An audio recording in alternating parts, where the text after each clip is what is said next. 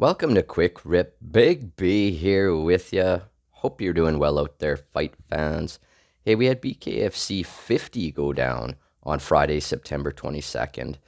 We're about an hour removed from the event, and of course, headlining the event in Denver, Colorado, we had Lorenzo Hunt putting his cruiserweight strap on the line against the one and only Chris Camozzi.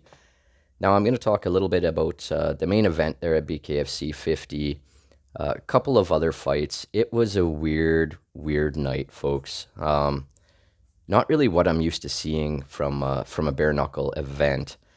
I'm going to be honest, and I'm going to be brutally honest. It was probably the most lackluster event that I've watched, and I've seen damn near every event for the past year and a half, 2 years. Um, it was just a weird night, full of decisions. The Denver crowd, that place was absolutely packed, just waiting for some blood and violence and good old times. It just never really came around. Now, I can't speak for what happened on the prelims. Unfortunately, I did not catch it. I was working tonight, so that's why I'm not going to be able to go through all of the main card scraps here.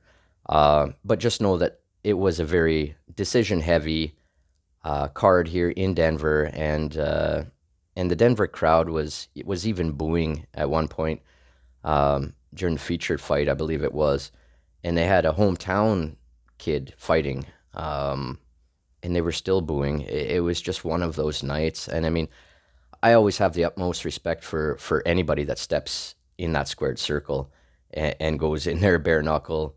Um, but I got to call it how it was. It was just a boring night of fights. I mean, some were competitive, and we'll get into that. But overall, it just seemed like a poor card. It wasn't anything to do with the matchmaking. It just things just didn't really seem to click here in Denver. With that out of the way, let's get into the main event. Because as I mentioned, the cruiserweight strap was on the line. The people's pound for pound, Lorenzo Hunt, the juggernaut, taking on Chris Camozzi. This was a very competitive scrap, actually. The two battled for the entire 5 rounds. In the end, Hunt remains the champ via split decision. That makes 9 wins in a row for Lorenzo Hunt. What else is there? Give this fucking man a heavyweight title shot. That's it. That's the only thing that I can fucking see left for Lorenzo Hunt, because nobody can beat this guy. Nobody can beat this guy.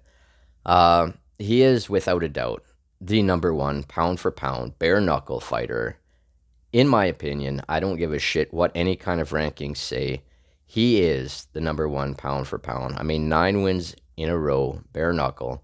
Most people don't even make it to 9 fights in bare knuckle. Never mind 9 wins in a row. Now, I do believe that Lorenzo Hunt moves to 12-1 overall bare knuckle. So the dude's just killing it. Camozzi, to be honest, through my eyes, this was Lorenzo Hunt's toughest test.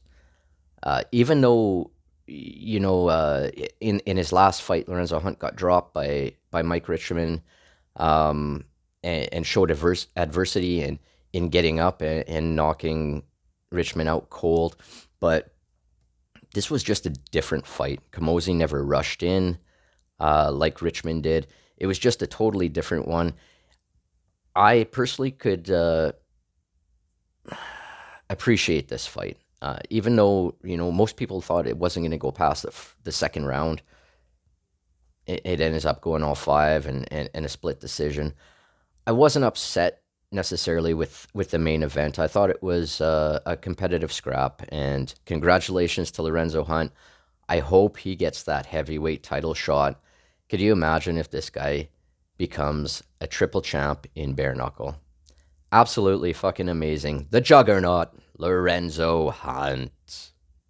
The co-main at BKFC 50, we saw Josh Cuddly Bear Copeland. He was taking on Steve Aurelius. This was a heavyweight scrap, and this one did end up in a stoppage. Now, uh, I don't know. This was just a fucking weird one. Copeland ends up taking the TKO win in the third round. It was just really weird. Aurelius beat the count, he got knocked down. He beat the count, but the ref still called it off. Apparently, he saw something. He didn't like the way Aurelius was looking. I don't know. I don't know exactly. I mean, Steve waited until the count of 9 to get to his fucking feet. I mean, that was just stupid on his part. If he did want to continue, truly continue, I mean, he should have been up at the latest at 7. At least you got a couple seconds to get your feet under you and continue on. But he ends up waiting, staring at the ref until he says 9, and then pops up, and then the ref calls it off. It was a good win for Copeland. Don't get me wrong, and I'm happy to see him get the W because I believe that moves him to 2-1 in bare knuckle now. But it was just anticlimactic. It just was. That's all I can really say about that one. The feature scrap at BKFC 50 in Denver, Colorado, we saw Marcus Edwards versus Michael Mano. This was going down at 175 pounds, and an absolutely great start with a fast pace to this one. Now, things did slow in the final couple of rounds, rightfully so. I mean, a lot of energy was spent in those, especially in that first round. That was such a fast-paced round. Incredible. I really actually enjoyed the first half of this fight. Now, this was the one where I was saying the Denver crowd was getting anxious. Boos were being rained down rather loudly. In the final rounds, the fourth and fifth, I mean, the dudes they just looked spent. In the end, though, Marcus Edwards takes the unanimous decision, and realistically, he took it rather easily. In the last fight here, I wanted to just touch on quickly. At BKFC 50, we saw Keegan Vandermeer defeat Dylan Weinmiller via TKO. Impressive victory.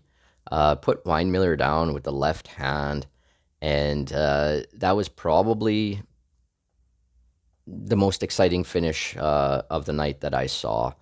As mentioned, I was working. I didn't get to see the entire card. I did keep my eye on most of the fights throughout the main card. That one, to me, stuck out obviously as the most impressive finish of the night. As for for performances, honestly, I would have to give it to Marcus Edwards. I just liked what I saw. I can't really even explain it. I just liked what I saw. If he can work on some more conditioning, and I don't know. I mean, it's quite possible that elevation played a factor in that. I can't say 100%, but if he could get conditioning squared away, look out for Marcus Edwards. And that's pretty much it for what I wanted to spotlight as far as BKFC 50. You know, you always hope for a good card, especially a number 50 like that. And like I said, the Denver crowd was just packed in there. Looked like a lot of people in there for a bare knuckle event.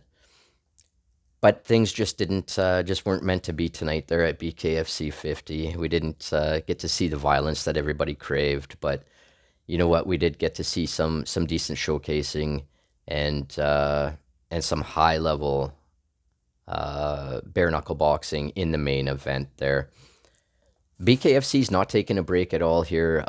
Next Friday, they're right back at it. And in the main event, we're going to see Britton Hart defend her belt against Melanie Shaw.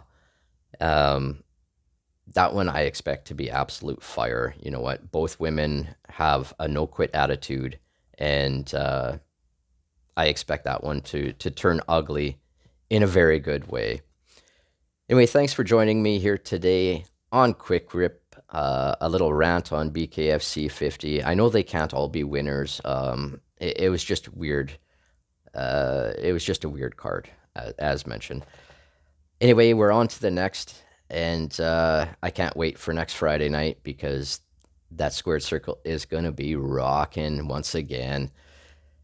Thanks for joining me. Till next time, everybody, take care and peace.